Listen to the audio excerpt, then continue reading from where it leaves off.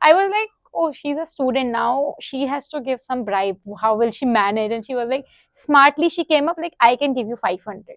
Will you be okay with that? I think it's only the torchlight that that needs to be taken care of in a mobile. Oh my god, I did not think of this answer. I think of something different. Like it's about power. I thought something like something password or something can lock it, but this is the right one, I believe. How would ancient history be documented? I think they are trying and it isn't working as good, I believe. This is a good one, actually. When I was writing it, I was like, oh my god, what have I got it? Especially that Puchikada and Firewall has given me so many ideas now. Yeah, I just love it how we get the ideas from around us No, about for the story. yeah. I mean, absolutely. Most of my ideas would come, talking to someone and then, or I mean, we cannot do news stories. It never works. It's Like never everything like is out there out there, already. right? So Somebody we has written. exactly, yeah. So Tides of Being was, I mean, I'll be very honest. I have never read poetry. So I mean, judging by your poetry, or this is the first poetry that I have read, but it was very introspective for me. That I Right. liked. It's actually none of these. It's Oh, Spider-Man. It's basically what happens if Peter Parker does not change overnight. What if a okay. shy young student just stays the same way as he rightly should? Like personalities don't change overnight, but Peter Yes. Parker's does. So that was the spark. I wanted a superhero who stays the same way he is and grows throughout the story rather than overnight. Hey, I'm Tanvi. Welcome to another guest episode of Pages and Beyond podcast show. Today I'm having with me Nikhil Sampath, a debut author who plays with the emotions of readers by writing emotionally complex stories and balances between tech and his passion through the day. In this episode, we are going to talk about his journey as an author and his book Shadowbound. So, Nikhil, as much as I know you, who you are someone who wears multiple hats. Why don't you tell a bit about yourselves to our audience? So hi, I'm Nikhil. I work in the day as a tech consultant and then I write in the nights. That's how my first book came out. And then I'm a dog dad. I have a kid who is 9 months old, and then yeah, I pretty much do everything. I do. I mean, I play video games. I do. Of course, I read as well. Yeah, that's pretty much about me. The book incorporates Tamil culture elements like origin story of Puchikadu. Okay, Yeah, and also there was one flower also there. I yeah. don't.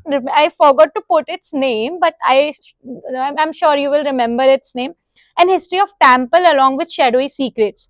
How did you ensure this cultural detail enhance the story's emotional depth without becoming distracting for readers who are unfamiliar about their culture? So that was actually something that I did not realize until I finished writing. And then I was Okay. like, what if people don't connect because I'm using a lot of, Jargons were regional. there Yeah, about I regional know. jargons. I know. But then I realized, I mean, I did not realize. Someone told me, Okay. one of my friends who read, they just told me, people remember all the jargons that Tolkien writes. If they are invested, ideally, they will still try to make some sense out of it. But Hmm. I still try to give out the context in every word or Yes. sentence that I use. I think there is a dictionary sort of at the end of the Yeah, story. I personally don't like referring to dictionaries in the end because it breaks your immersion. You need to know at that No, point at of that time. point of Yeah, time. but yeah, no other go. I had to give it in the end, but I tried to integrate it contextually as well as I wrote because One of it. more way is like wherever you are writing, like if it is in one page, in the bottom line, you can just add the meaning of that. That also Oh, helps by putting up the keywords. yeah, like the footer and Yes, yeah, exactly. yeah. Probably going ahead, I'll do that. Definitely, because this is just a start. I'm sure Yeah, you are going to come up with a lot of unique and great stories. thank you. If I talk about unique story, then it is called a unique superhero story. What elements do you think make it stand apart from Western superhero canon, particularly in how Kadir's powers manifest and evolve? Because I saw the Kadir was a guy, the character who was unaware, like whatever is was happening was a secret power that he owns. Hmm. So how is it different? So it's different in a way that Western superhero stories generally concentrate more on the action part of things. They don't concentrate on the hero's introspection and how he grows as a person, True. first of all. So that is something that I really wanted to bring out. This had to be a character driven story than a plot driven action story, and that was my thoughts when I started writing as well. And I realized that the hero cannot take action because everyone, he yeah. is an introvert. So that's where ideally till the end I think it's Sureka who moves the plot ahead. Like the Yes. hero just tags along with her. That's something consciously I took that decision to not be like the Western superhero stories. I wanted to ask it later, but since you mentioned Surekha, so don't you think her murder or maybe say death was little underwhelming the way she died because she was so passionate and determined to unveil the secret? I like I personally wanted her to stay till the end when the secret was out. So what do you think about it? Like anybody told you like they wanted the same thing? Everyone tells me they wanted the same thing. I even get some pings saying, I thought she would somehow magically come, Come alive back. in the In end. fact, I thought the same because Yeah. I am pretty much sure. See, every time author does not require to write what readers want. Sometimes they have to play with their mind, as I mentioned. Yes. It's about playing with the emotions of the readers. True. So, what were your thoughts after this when you got a lot of So- people talking about it? I still stand by that decision. The reason being, I did not want to follow the Western concept, like I Western said, concept, where right? everyone comes alive. Like it's just an happy ending. Like no one dies basically. Right. So in my, at least in the universe that I am trying to create, I wanted the consequences to be real. Like for example, if someone takes a decision which should not ideally be taken, they should suffer the consequences of it. That's That's brutal. yeah, but that's how it should be. Is what I feel. Like it should be rooted in uh, real. I mean, it's not an everyday real life, but as much as possible we can root it as what my thought was. And if she is going to take a rash decision, I had actually kind of hinted it earlier also. Like in the very first few chapters, Kadir even asks her, like, if you're so brave, will you go into a Puchikadu alone? Yeah, And at the then, night, yeah. and then she's like, yeah, I'll go. I'll go, and she even went. I think twice or thrice. Yes. Even once without. Even once she like confronted Kadir, but not directly, but from behind. Yes. When they were going separately, but they were not aware. Like they both are in the jungle at that time. So that happened initially. So that was something I was like, oh, what will happen? Like if she confronts him at that point, what will be the point of story? Because it was like very initial point. And that is where Kadir takes the lead into, I mean, not wanting to meet her, he just teleports and goes off, runs away, literally. Yes. Which is something that is not expected out of a hero generally. Generally, right. So that is where, again, I tried to use the superhero tropes, but Yeah, tried to subvert them along the way. That's the that's a plan different also. and that's unique story. There is involvement of Tamil ancient history about temples and other things. So there is also a mention of 5 scrolls. What is the significance of them, and what kind of research did you do for this book? How much time did you take to finish this book? For me, an idea sits in my mind like for long, like Okay. for 2 months, 3 months, whatever, until an idea completely forms. It sits. But once it's formed, once I start writing, it just flies off like anything. Like I just keep on writing. So research took a bit of a time. So my idea was to just have 5 scrolls. I mean, initially when I thought about it, I did not have the idea of integrating the Tamil culture into it. I realized there had to be 5 clues. That was the basic outline initially. Okay. And then as I wrote along, I realized, we can do it this way as well. Like we can integrate more of culture into it, and we can bring, the ancient palm leaf scrolls and stuff and do it. And then I, of course, I mean, research is fairly easier nowadays because of GPT, I think. Yes. So I had to just ask the right questions to it, and then get the right answers and try to fit in properly into it. So research was probably a week. That's it. I mean, I had 2 partners, GPT and Gemini, for research. So research was fairly simple. What about that part, like where Surekha and their professor went to decrypt the scroll? What about that? Was that real part? Like, does that happen? Yes, Archaeological Survey of India is there. they do specialize in ancient languages. They do still decode those things.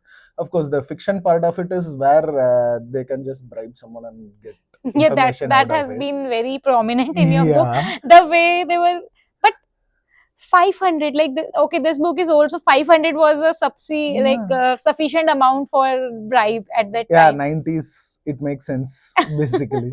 I was like, oh, she's a student now. She has to give some bribe. How will she manage? And she was like, smartly, she came up like, I can give you 500.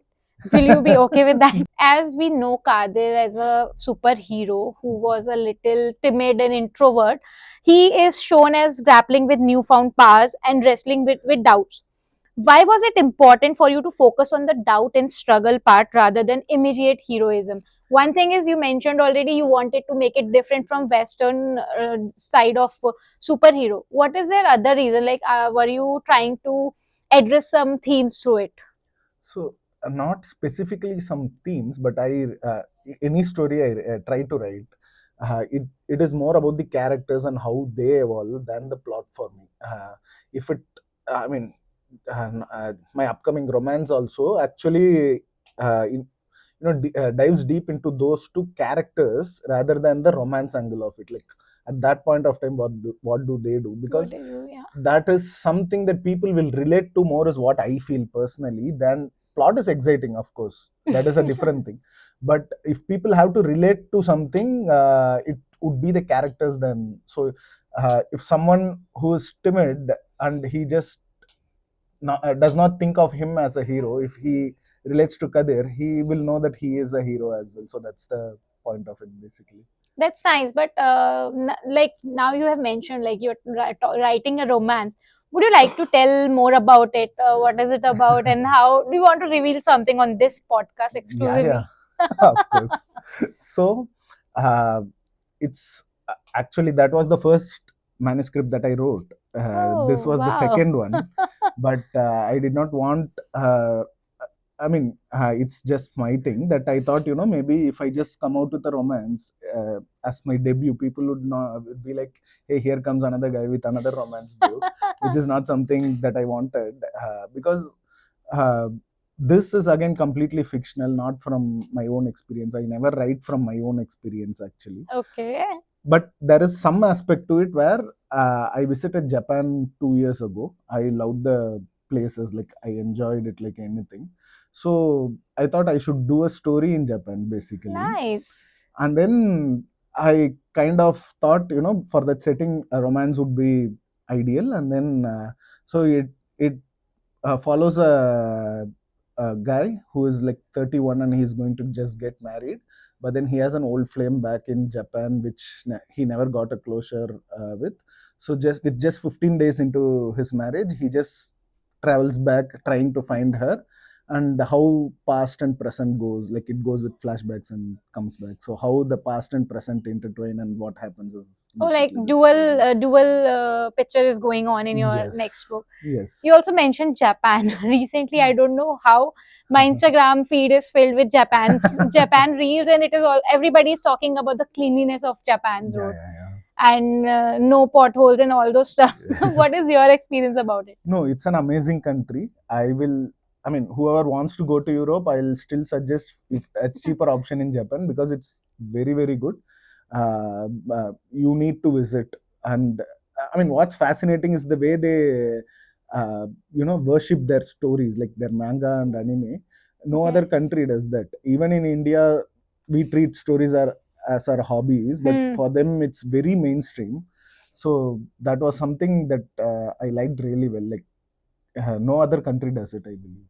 Oh, that's amazing. Because from my childhood, what I heard about Japan was people are so hardworking, and there they get paid for the hard work they do. Mhm. Like the more their work is harder, like let's suppose there is some plumber, there is some architect, there is some labor. So they will be paid more than what a normal people will earn Huh. in Japan. That So the yeah. economy part of things I did not know. I mean, I do not know even now, but I see them. I mean, at least when I was there, I saw them uh, going to work at 5:30 in the morning and then returning by 7:38 in the night. So they Oh, work long hours long also. hours. Right, It's right. it's Yeah, they are so hardworking that I have heard Yeah. about it. The book is categorized as a supernatural thriller with elements of folklore. What were the challenges of balancing between the fast-paced thriller aspect with need to build a believable world rooted in myth? So I'll still say this is not evenly paced. It's not fast paced. Ideally, it starts off very slow and then picks up pace, Right. and that is again a conscious decision that I took. It's sitting good with some people. It's not sitting well with others, obviously. But it was a, but at least that intent came across as something that I enjoyed. Like even if Enjoy, people yeah. did not like it, at least they got the intention right. That this is how I paced it, and that was again conscious because for a world to get acclimatized to, it needs to take some time, is what I personally believe, because I kind of enjoy those books which build a world around you and then plunge into the chaos in that world. So that was the thought behind it. So you need to understand Kadir, you need to understand Sureka, their motivations, and then the world that runs around them, and then once the story picks up, it should go on. That was the idea behind it. I wanted to uh, again, everything was an experimentation. Like I wanted to do something different. Came out of the western idea of superheroes, did something, a superhero but it is character based. So now I wanted to play the pacing too. Okay. So that's how it started. Yeah, but towards the end I realized it has to be fast based because that's what Yes. people prefer, at Prefer. least. An explosive climax and stuff is what they generally prefer. So that's where it picked up steam later on. I'll confess one thing. Like I initially was like, oh my god, this is so slow. I will not Mhm. be able to take it till the end. So now that you are talking about it, so there was world building. It is more of a fantasy. So yeah, in case of fantasy reads, I believe I haven't read a lot of fantasy, but whichever I have read, so because of world building, things are little slow initially, and Mhm. then they pick up. So that was there. So yeah, Yeah. I don't have any complaint now. You have addressed some serious themes in this book, like weight of burden, limits of human psyche for power. Was that deliberate, or there was some reason to bring them in the story? No, they were deliberate. Uh, Okay. Actually, they were deliberate in the sense that I wanted the hero and the villain to be similar, and just a thin line which separated each of them. Like one goes bad, one goes good. One goes, yeah. So that is a classic trope, but I wanted to do that a little bit effectively. And the weight of burden is something that elevates a hero. Actually, if you think Mm. about it, it's a classic trope again, used by many superheroes. The when they have something behind them, that's when they fight for things. Hmm. That is the weight of burden is something that I really wanted. And other more, like I said, I used a lot of tropes, I know, but I just wanted to use them in a different way. That's it. Yes. So more or less what everything that you asked they were a conscious decision The from me, seasons from. actually. So, like you have also talked about, like you have portrayed friendship very well and the importance of friendship. Even the good or evil part, the people Hmm. involved in that, they were also close knit friends until they came to know their real Yeah. side. And even in the end, when the everything happens, truth is out, and then also their friendship did not break. Hmm. So how is it? I am pretty much sure people are going to love the friendship part in your book, the way it Hmm. has come out. Yeah, I mean, friendship is one angle. I mean, if you think about it, you can play tragedy with two things, either love or friendship. That gives you the utmost tragedy, actually. So if I wanted to do a tragedy in the end, I had to play with either of these two. And Right. love is not something that I did in this book. Like it's completely absent. So the other thing that I can work with is friendship. So when you actually take friendship, you cannot just suddenly say, hey, these They guys are are friends. I had to friends, yeah. build them up. Yeah. And while building that up, I could actually show that they were the same person in a way. So it helped the story in a way that they both were similar, and then it set up the larger tragedy in the epilogue. So while you were writing this story, was there any point like you felt like you should start up with the Surekha and Kadir's love story? Eventually, Surekha's boyfriend, she lost him due to this all the things Mhm. that were happening behind the admin block. Yeah.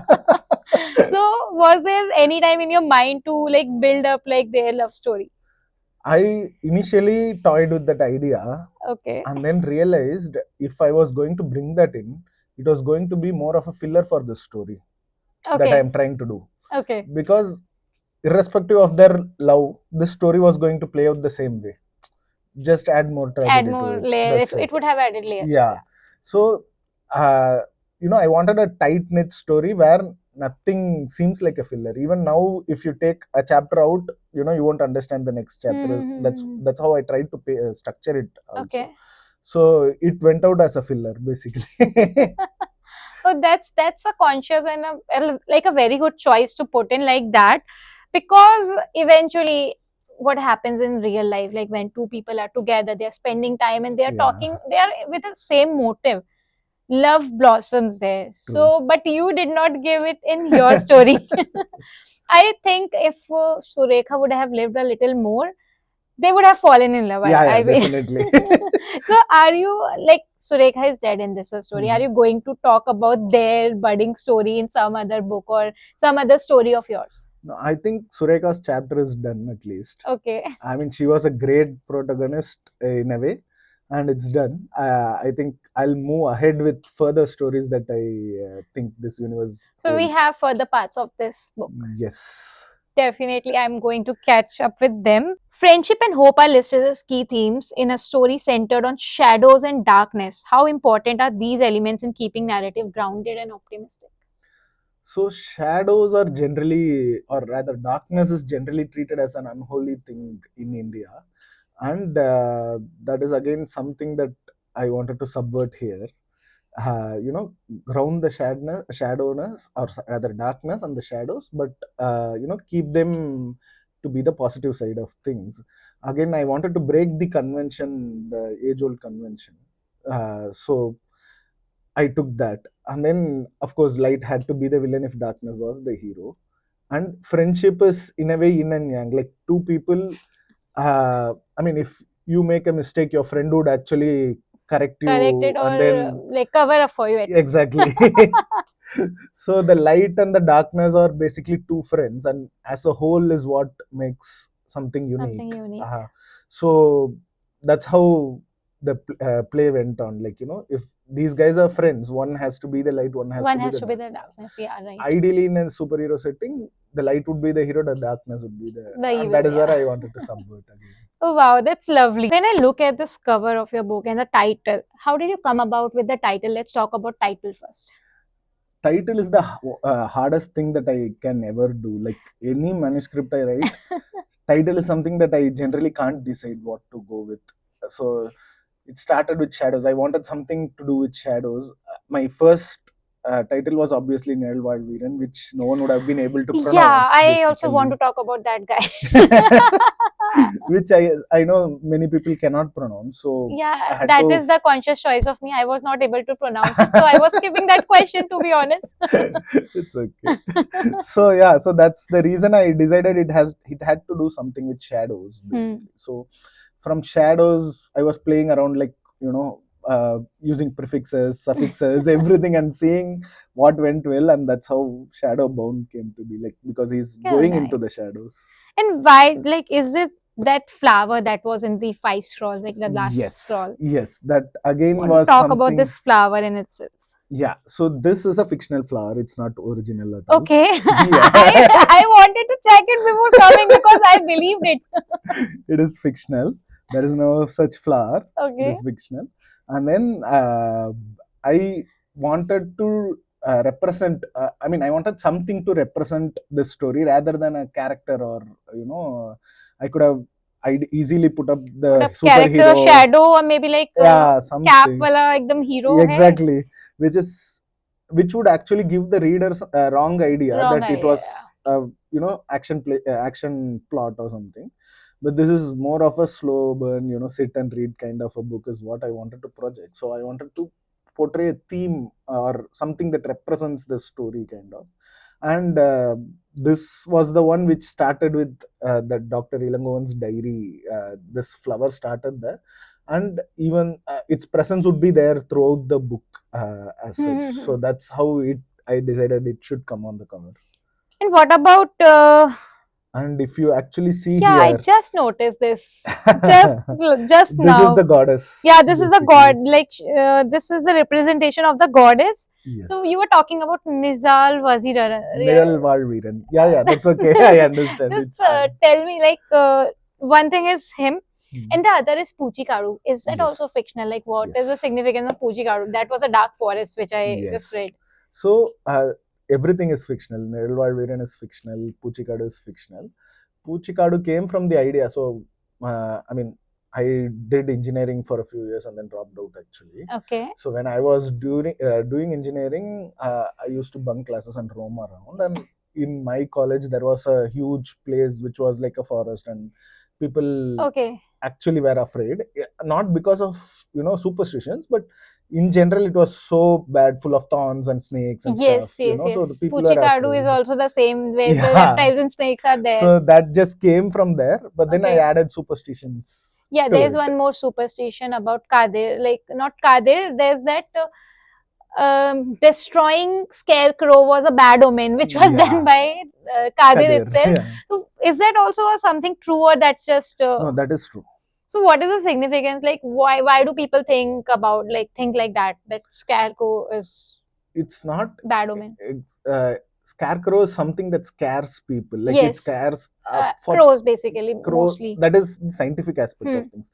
But for people generally who live, in the native times, they used to think it used to scare ill omens and stuff as well. Okay, Basically, so if a scarecrow is broken, it destroyed. means a Yeah, ghost or something has come and destroyed it, or some evil even a spirit or spirit or energy is something there. destroyed it, is what people would think when a scarecrow breaks. But they didn't know it was the Hero that hero he who was was trying, who was practicing. practicing his power and his strength on those Yeah, scarecrow, because he was not like strong enough to deal with the strong people. exactly. Even when he killed a panther, what is the significance of panther? Why have you used panther in your story in the initial stage of Okay, the story? it's this. There is not significance. It contributes to the story in a way that a Black Panther, a Hmm. darkness related hero, Okay. visually it appears striking in a way that a Black Panther pounces and then something comes and grabs it, and the people who are seeing it, they'll not see anything literally Anything except literally, those just eyes. eyes. Yeah.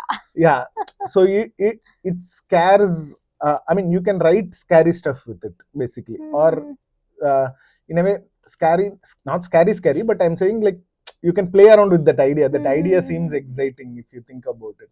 A leopard or something will not make Not make that that impact impact around on. it. And Yeah, Black Panthers are prevalent. I mean, around around villages villages. Yeah. actually. Okay. Yeah, so it's not something that came out of the blue just for the story. It was there. There. The Okay. people used to fear. I just used it for the story. That's it. Okay. That's why I love podcasts. It like makes me understand how much intensely I have read book. Like, see, I can remember and catch with your words. You have a background as a techie, and in that, how did your experience in problem solving influence your approach to plotting and world building in this fictional book? Okay, so the my way of plotting is very simple. So I take point A, point C, starting and Okay. ending, and Okay. then I'll do a point B, which is like the middle portion of things. And then from A to B, I generally let it run through, let the characters take the Take story their ahead stories till the ahead. Yeah. point B. Nice.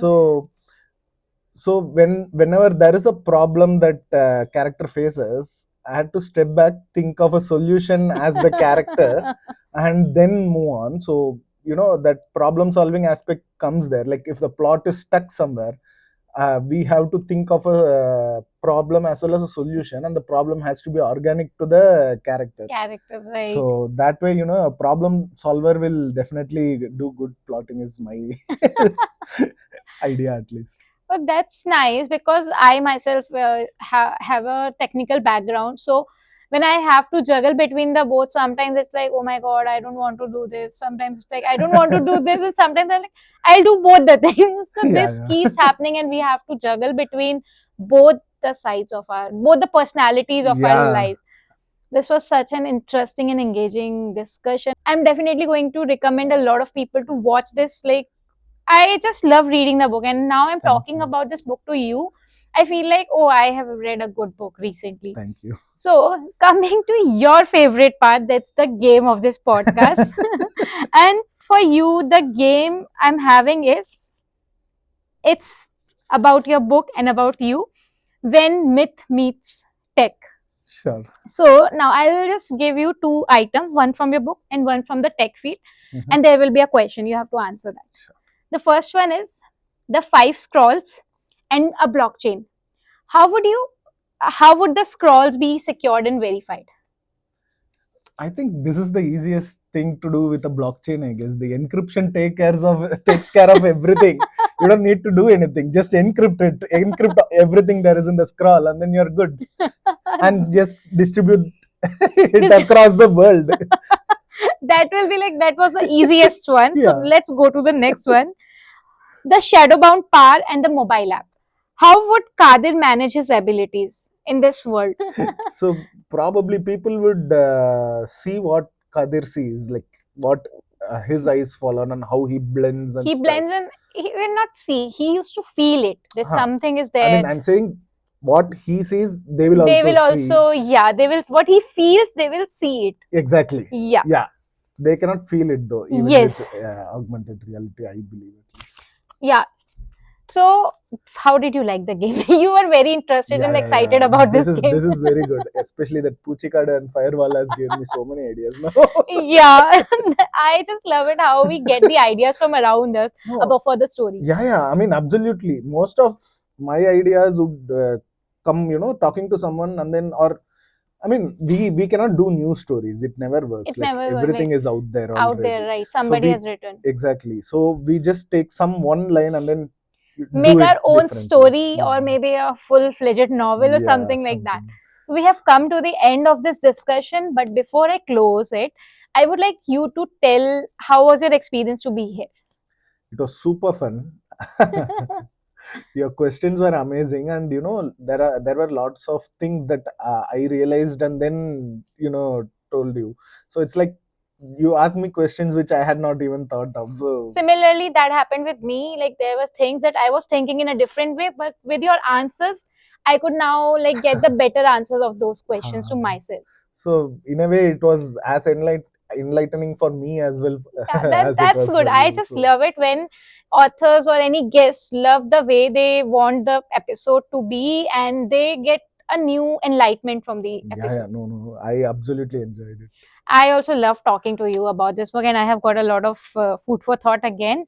And maybe I'll just build a story around it, Yeah, you should. and then we will be talking again like Done, this. done, done. And one more thing, you said you were reading Tides of Being. That's my Yeah, last book. So, I finished it actually. oh, you finished it. I would want you to tell about it a bit. Yeah. So Tides of Being was, I mean, I'll be very honest, I have never read poetry. So, I mean, judging by your poetry, or this is the first poetry that I have read, but it was very introspective for me. That I Right. liked because you saw, right? Like, even when I write, In it's your more story, into it's the more about character. introspection. So that's how Tides of Being was for me. Like, it asked me some questions which I never really thought of asking myself. So that was good in a way, and probably once it asked, I thought of the answers to it as Yes, well. because in So that book, I have tried not to give the answers to the readers. They have to yeah, write their own answers. That's just a bit of it, and they can build their answers yeah, themselves. I honestly feel, maybe it's me or it's real also, but I honestly feel writing poetry is far difficult than writing piece of fiction. I'll be very honest. That's what I thought, at least. The reason being, you have to tell a story in 4 5 words, make it rhyme, and probably hit it home with the readers as well, which is a tough task which you have done really well, at least. So Oh, yeah, that's it good. was good. I hope our audience has a good time like listening to this conversation. If you also want to have a conversation with me, do check out the description and reach out to me on Instagram handle Pricked Insight. Stay tuned for the next episode.